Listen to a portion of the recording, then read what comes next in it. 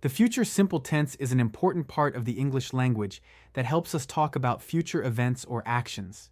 In entomology, the study of insects, this tense can be used to make predictions about the behavior of insects, describe future research projects, or discuss potential outcomes of experiments.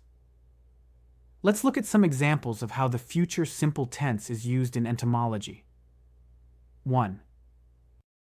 Next summer, the researchers will conduct a study to determine the impact of climate change on the mating behavior of butterflies.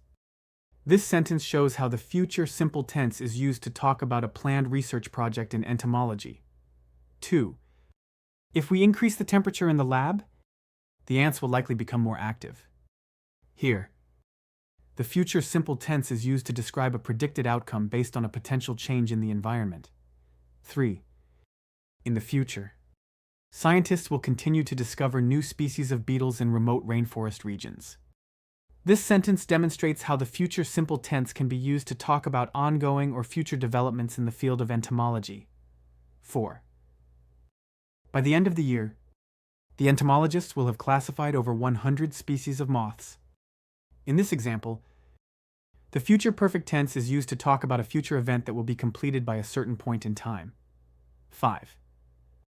Once the caterpillars pupae, they will emerge as beautiful butterflies. This sentence uses the future simple tense to describe a natural process that will occur in the future.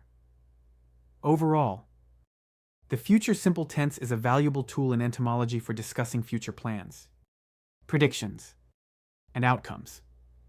By understanding how to use this tense correctly, ESL students can communicate effectively about the fascinating world of insects and the research that surrounds them.